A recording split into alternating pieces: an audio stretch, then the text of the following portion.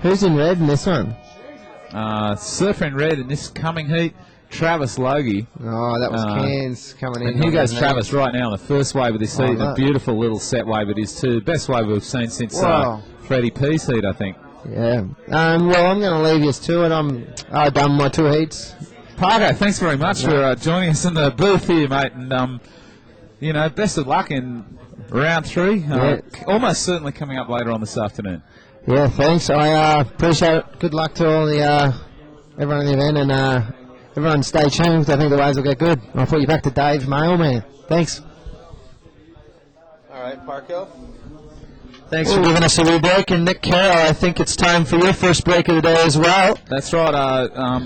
Ladies and gentlemen, I'm going to make way now for Dave Mailman and none other than Dino, who's coming back to let you in on the truth about what's going on out here at Mundaka this morning, this most absolutely gorgeous Sunday. A lot of hangovers at this beach, but I suspect a lot of waves to be ridden in the next 4 hours or so.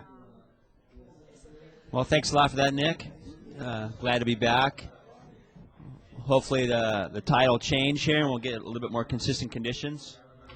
Well, we are actually 15 minutes into the incoming tide, so hopefully we'll get that same tidal push we had yesterday here, Dino, and see a maybe extra foot or 2 kick into the swell. We've got our first surfer of the morning sitting all the way out back, surfer in yellow in this heat out of Australia. That's Raoni Monteiro. And we already saw that first wave from South Africa's Travis Logie in red of 4.33. So just getting things underway here in heat number 11 of round 2. Yeah, that looked like a semi-set wave there that Travis Logie got. He picked up, in the opening moments of this heat, and wasn't able to make it around the section on the inside, but nonetheless got a couple turns off as he moved down the sandbank. Travis is super fast and technical surfer. His style will fit in very well to these long roping walls here in Mundaka this morning. And once again, that swell that was forecast to hit Friday night and really fill in Saturday morning ended up filling in yesterday, Saturday afternoon. It's dropped off a little bit today, but we do have the sun and the offshore south winds here.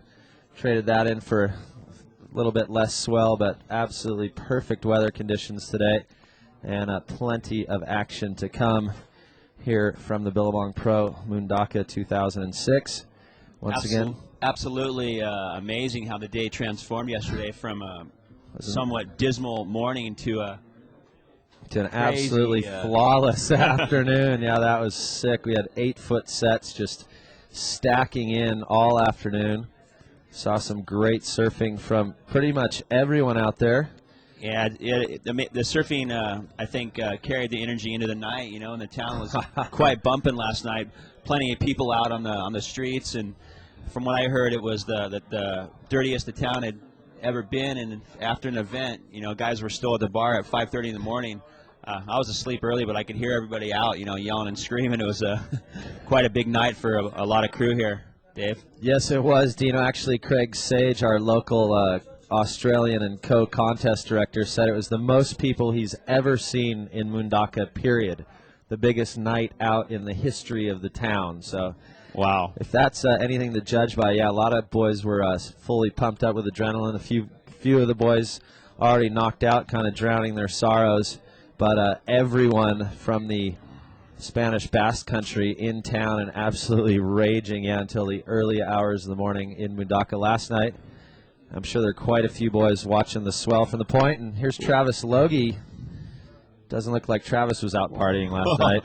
Wow, quite a compact surfer, Travis Logie. Real springy and tons of energy. You could see his low center of gravity, just type of style, just projecting through his turns, making the most out of that, that wave there. Well, Travis Logie sitting in 19th position, right behind his South African compatriot Greg Emsley, who we saw 2 heats ago, I believe, taking out another South African, David Weir. So these are the 2 front runners from the South African contingent, Greg Emsley, and in the water currently Travis Logie up against one of Brazil's shining stars, Raoni Monteiro, but Raoni having a bit of a shocker this year, currently sitting in 38th position, Dino, and from a surfer with that much talent, it's kind of a surprising position to find himself in, I think. Absolutely. You'd think that Raoni Monteiro would be a little higher rated. I think he might have missed a couple of events early in the season. Did Raoni have a? Yeah, actually, Raoni, that's true. He was injured for Bells Beach as well as the South Pacific leg in Fiji and in Tahiti. So he started off the year with a 5th on the Gold Coast, then 3 injury results, followed up by a 33rd, a 17, a 33rd, and a 17 again in France. So Raoni, one of those surfers down in the back of the rankings, looking to have a big result here and move back up. Yeah, it looks like Raoni Monteiro out the back. Nice couple snaps there before the wave ran off into the endless sandbar out here at Mundaka.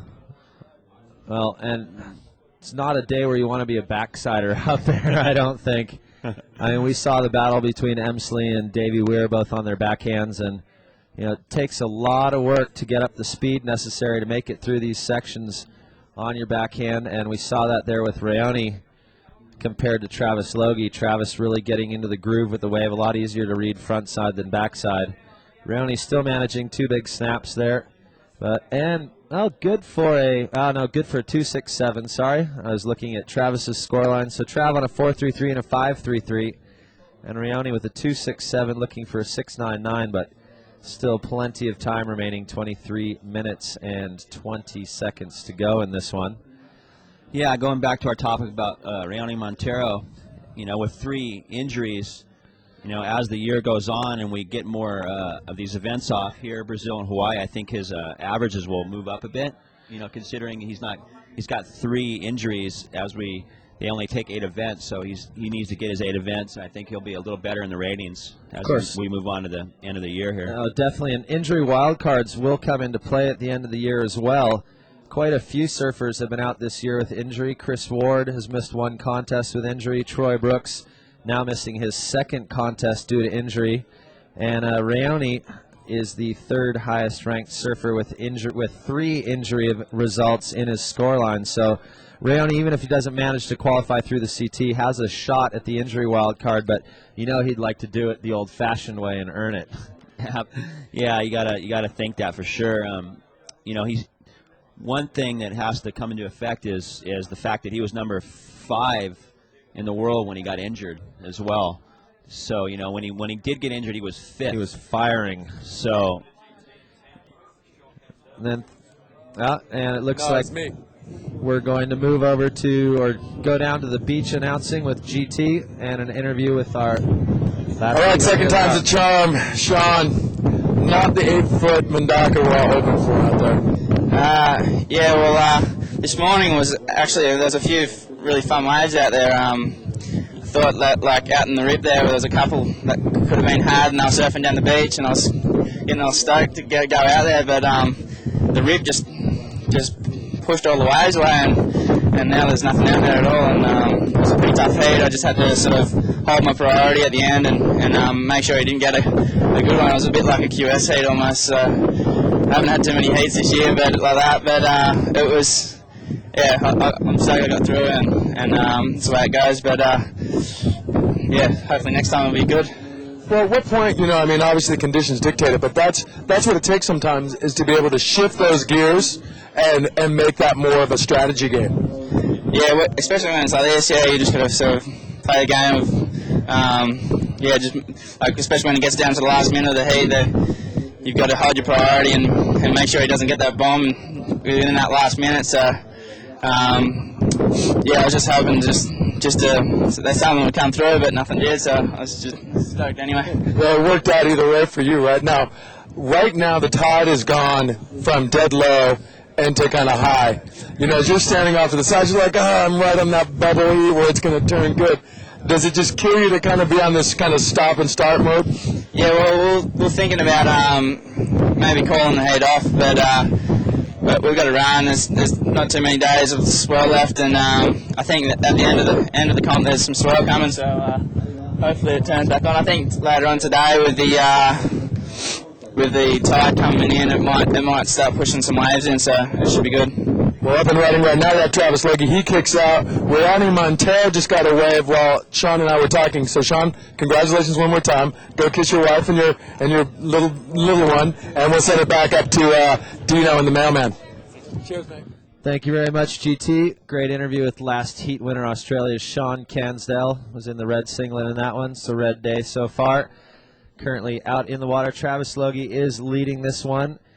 In the red singlet out of South Africa, second in yellow, Raoni Monteiro is looking for a 6.99 before his last wave. This is a quick replay of Trav's first wave of 4.33, and last of yellow just coming in, a 6.67 for Raoni. So Raoni now needing a 2.99, and wow, how is that last turn of Travis, Dino? Big snap on a pretty average wave there for Travis. Just low center of gravity, just punchy style. Really quite definitely a radical type of maneuver there for that wave. Yeah, it's super small wave, but that's what Travis is known for, is kind of creating something from nothing a lot. Really fast, compact surfer, super technical. You never see the guy fall, or very rarely, unless he's going for something extra large. So right now, Travis, his technique and speed, taking it out over Raoni Monteiro's backside blast. But Raoni with the highest heat score, highest wave score of this heat so far, 6.67 on his last wave. Still plenty of time to go, 18 minutes and 20 seconds remaining. And we shall see as the tide comes in how things unfold in this one, Dino. But looks like the conditions are getting better and better, and as will the action as we move through this incoming tide. Yeah, absolutely. I think that the tide filling in will definitely put some better conditions on tap for these boys. Well, isn't that a great water shot there? We've got our live video from the back of the jet ski. Can see both of our surfers. It's kind of the surfer's eye view, what you look at as you paddle back out here at Mundaka, and up and riding is Travis Logie. Once again, Dino, take it away. Look at the kid. He's just flying from maneuver to maneuver there, and the kid's definitely looking for any scoring potential that's out there, and he's able to get a couple moves off on that wave. It wasn't really that great of a wave, but he did do two nice turns on that. Well, it kind of ran away from him on that inside section. The guys have moved out a little bit. In the earlier heats, we saw the first heat of the day, Fred Pataccia and Mickey Piquant started off sitting realistically about 100 meters from the end of the wave on the last section. They moved out to this midsection. That seems to be where the best scoring rides are coming through. Here's a replay of Raoni Monteiro's last wave. Nice big airdrop floater there to finish that one. Well, that was sick, a critical maneuver and a critical part of the wave. So that's what the judges are looking for, and part of the reason that Raoni scored so well on that last one. Once again, a 6.67. Well, if you look at the way Travis is surfing too, is I know he's on an epoxy surfboard, and you could tell by the way he zips that he's got a little bit more flotation with his equipment. And look at Raoni on another one. Quick off the lip and kick out there. Yeah, but back to that point about his Travis's board, I know he may have made him a couple of epoxy boards, and they look really fast. You can tell they have tons of buoyancy. Well, and which comes into play here at Mundaka, because as Nick Carroll has explained over the last few days, we are surfing a river mouth, so we have fresh water coming out and mixing with salt water, which makes for a little bit less buoyancy than usual. So some of the guys, well, we've seen Taj Burrow on his Firewire boards. I think Andy Irons rode a Firewire the other day, and now Trav out there on an epoxy stick. So some of the informed surfers choosing some alternative equipment to have at this left-hander here in Mundaka. Yeah, I think these days there's a lot of new types of foams out there and a lot of alternatives to equipment. Like you said, Taj Burrow with a new Firewire, and Travis with epoxy, and there's lots of different kinds of foam companies coming out here with different flexes and variations of foam. It's the equipment is definitely changing at the moment. Well, due in great part to the closure of Clark Foam, which a bit to the chagrin of some shapers, but to the pleasure of many others, the closure of Clark Foam has definitely forced a lot of the surfers on tour and a lot of surfers around the world to take a look at alternate materials, and the alternate materials seem to be working rather well out here at Mundaka. Here's Raoni Monteiro on a regular polyurethane foam board, trying to make it past that last section. It's still just closing out a little bit too much. I think we need a little more water on that midsection for the guys to be able to make it. It looks like Travis Logie out the back. Nice snap to open that wave off, and then zipping down the line, getting around this section, and nice little bump floater and another little lipper to close out on that one. Well, Travis had no problem making it past that midsection, actually, so maybe it could be a backside, front side thing, or maybe that epoxy board really is working for him. But either way, Travis Logie already in the lead. He was looking to replace a 4.73 to extend his lead, and could very well have done just that on his last wave. Last of Raoni Monteiro, 1.43 for that quick off the lip and kick out. So, Dino, have you ridden any, what kind of boards are you on? Are you still on the old-fashioned, or have you been experimenting a bit yourself? Well, I've been getting a lot of different boards. JS makes me a couple, Mayhem makes me a couple. I'm just, just at a fun point of my surfing deal, just trying a bunch of different types of boards. And, I do like epoxies a lot, though. They work really good in slow California. No doubt. Lots of experimentation going on your way in San Clemente. Is Raoni's, was that his last wave or his 6.67? That is his last wave. A 1.43, so. Yeah, Raoni just looking like he's just keeping loose, keeping his rhythm going. I think he has a wave over a 6, and if you look at Travis's wave here, it looks a little bit more down the line as he snaps, keeping his projection down the line, not really redirecting too much, able to keep going, keeping the speed down the line and make this section here. Well, keeping your speed up is critical, as we saw in the first heat of the day between Mickey Picon and Fred Patachia. Both those guys very rarely going vertical, all down the line surfing. And we saw yesterday, it's all about making those sections, but the judges want to see the board as vertical as possible, and maneuvers are the most critical part of the wave. So scores coming in for the last exchange, those two waves that you've just seen on the screen. And looks like Travis Logie may be getting the better of that. A 4.9 for last of yellow for his 3 backside maneuvers, and a 6.67 for that last wave of Travis Logie. So Trav is now is still out in front. Second yellow, Raoni Monteiro, needs a 5.33. Raoni's third wave, a 6.67, so highly capable of putting that score on the board.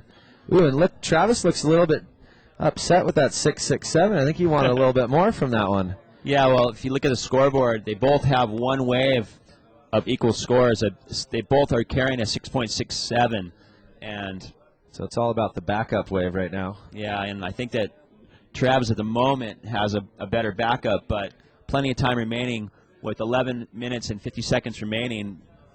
You got to think that whoever gets the better of the second wave is going to win this heat. Oh, definitely. It's all about the 6.67 probably will stay in both their score lines. 5.33 backup for Trav right now to a 4.9. The tide is coming in, and as we saw yesterday afternoon, the incoming tide usually does help us get a bit of a boost in the size of the swell here in Mundaka, so can count on some increasing conditions throughout the afternoon. We'll just hope that that incoming tidal push starts in the middle of this heat so we can get a little bit more from Travis Logie and Raoni Monteiro. But Dino, as we can see, you can't see on the screen because you're watching us, but both of those surfers have now paddled out the back to that first takeoff section off the peak. There you have it on the screen. And it looks here like comes Raoni Monteiro up and riding here. The young Brazilian, nice snap. Another snap there as he's running down the line. Another little floater before the wave runs off into Never Never Land down the bank. But before it closed out, Raoni was able to get a few moves off on that one, Dave. Yeah, he got 4 solid maneuvers in on that one. Little bit flat as he came into the closeout section, but I definitely think the guys have made the right choice moving out the back, because that first section is a heck of a lot cleaner and definitely offers more scoring potential than the end section. So we'll wait to see what the judges thought of that last one from Raoni. And doesn't look like quite enough. The only problem on that one for Raoni is the wave was kind of flat, if you can call Mundaka flat, and not many critical sections to go hit with radical maneuvers. So Dave, how long have you lived in Europe for? I know that you were originally from California. Yeah. Now you live in Europe. How long have you been over here for? I've been over here since I went to University of Bordeaux from 91 to 93 and settled down up in the Hossiger area in June of 94. So been over here for about 12 years now. Wow. It's a great place to live. Here's a little replay of Raoni's last one. Just, you know, it's one of the mushier waves you can get out here at Mundaka. And his first 2 turns, you know, good backside snaps, but the board definitely not vertical. It just doesn't look like he's getting the same flow out there as Travis. Yeah, I think it's a slight advantage to be on your front side. You know, with this type of wave, there's plenty of wind coming out of the canyon here, out of this riverbed, and I think it's front side. You'd be able to push down the line a little bit better, and you know, looks like a set out the back here potentially, and I think we might be seeing some improvement as the tide turns around. Oh, we definitely will. And a 4.07 for that last wave of Raoni. Not enough to change the situation. Travis Logie sitting with priority and out the back, just paddling into what for this morning could probably be the best wave of the day so far. Wow, that's a great angle the camera's got there of Travis Logie pumping down the line here at Mundaka. He's got so much speed going looks right like now. He's running, trying to make it around that section, and looks like he got caught behind, but almost made it. Definitely one of the bigger waves of the morning. Well, give him another 5 minutes, and he'll probably, if he can pick off another set wave, make it through that section. Once again, the largest tidal swings of the year today here in Mundaka.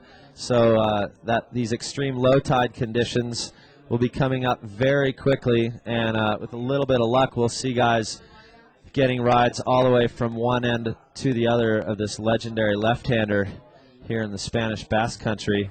So a 1.43 for that last speed run of Travis Logie. That's definitely not going to help his scoreline.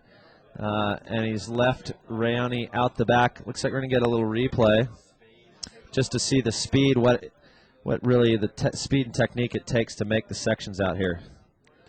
Yeah, you can see he's just pumping down the line, trying to get around that section, and you know, wasn't able to make it quite around it, but you know, maybe in another 15, 20 minutes, even half hour, a little bit of tide could help that bank there, and you might be able to get around that section. Well, I think that's where the tubes that will count towards the Nixon Tube Time Award are going to come into play today, because that section, as you can see, closes out. So one of the shallowest sections on the wave that does offer up huge scoring potential if you can slot into one of those barrels. And looks like some clean little tubes up the top of the sandbar as well. Oh, wow, what a beautiful day here at Mundaka for all you spectators online watching. See if it is the 2006 Billabong Pro at Mundaka, and it is a beautiful day. The tide is coming up, and we do have a heat on our hands. And down the line, it looks like Travis Logie on what looks like a beauty of a wave there, Dave. Yeah, just paddling back out, picked that one off just at the closeout section. Is absolutely going to town on this one. That's like his 6th maneuver already. Wow. Our apologies for missing the beginning of that one. We were kind of caught by surprise, as apparently was the camera team. So Travis looking to replace a 5.33, and a lot of variety, a lot of speed, power, critical positioning, critical maneuvers. So very possibly Travis Logie extending his lead. A great wave selection there. You know, he picked off that wave way down in the bay, and he nailed like 5 nice turns on that one, Dave. I mean, you got to think that was a really, really smart choice for Travis there to pick that one off in the bay. Oh, well, hopefully we're going to get a replay on that one. But, yeah, that was perfect positioning. Good heat tactics as well, because he did leave Raoni out the back with priority.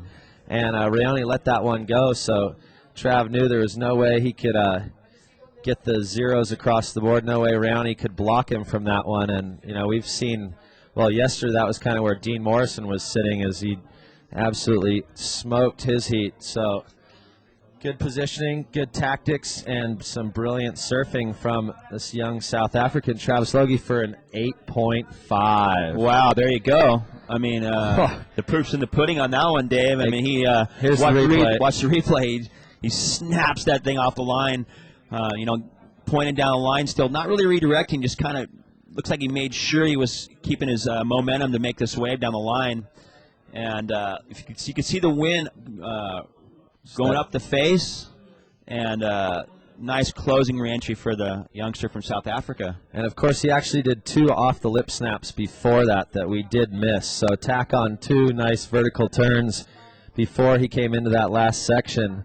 Good for an 8.5, and leaving Raoni Monteiro in a rather sticky situation. 4 minutes and 30 seconds remaining, and Raoni needs an 8.51, which would be the wave of the day so far today. And well, you can't count out the young Brazilian. Never. In Australia earlier this year, he was in a heat against Bruce Irons with 30 seconds left.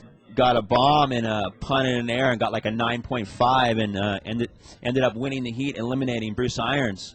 So with under 4 minutes remaining, or actually 4 minutes and 10 seconds remaining, plenty of time for the young Brazilian. We'll just have to wait and see if Mother Nature serves him up an opportunity or not. No doubt. Well, Raoni Monteiro definitely, with Adriano de Souza, one of the 2 up-and-coming Brazilian stars, and definitely much more talented than his 38th place on the WCT rankings would lead you to believe. But of course, once again, as we said, he started the year with a 5th on the Gold Coast, then followed that up, missed 3 events due to injury. And a few questions coming in about the injuries. Do we think it's because of the surfing they do for their sponsors, or they're not in good enough shape?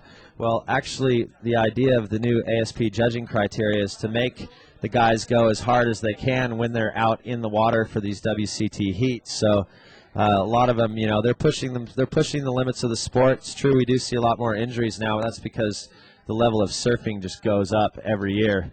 As I'm sure you've seen in San Clemente at Trestles, you must see the little level go up about every 15 minutes, Dino. That's a really good point. I mean, and plus you are dealing with Mother Nature and different obstacles on the wave, and you never know. The wave could hit you wrong, or you could try an air and tweak your knee, and there's always currents and just different whitewater. Like, it's like anything. If you're pushing it, if you're just gonna rest on your, on what then obviously you're not gonna push it and get hurt. But these guys they want to get better. Well, and also, I mean, to make it through most of the WCT heats, you need to have, especially when you get into like the round 4s, quarters, semis, if you're not throwing down 8s and 9s and 10s, then you're just not making it through heats. And to get those kind of scores, you really have to just put 110% into every turn and every maneuver you try. And sometimes when you're, pushing that hard, your body just doesn't keep up with you. So a lot of times it's when you're practicing too. You got guys like Dane Reynolds and Taj Burrow, Andy Irons, Kelly, Bruce, all these guys just cracking giant airs. And well, Troy Brooks's injury last year and this year came during his practice sessions. So yeah, I mean, these guys are pushing it. There are a lot of kids that are out there in the world. Their dream is to be on the Dream Tour, and they know they're going to have to push their surfing to a different level to get on that tour. And through the course of practicing, they end up tweaking their knee or ankle or. Well, that's exactly it, Dino. Actually, if we look at the surfers that have had an injury absence this year on tour, the only one who injured himself actually surfing a WCT heat was Kelly Slater. All the rest of them, it's come through practice and free surf sessions. So if you look at that stat, definitely what you've been saying is absolutely right. It comes during the practice sessions, guys trying new moves, trying big rodeo flips and all sorts of crazy aerial maneuvers and going for huge re-entries like Mick Fanning.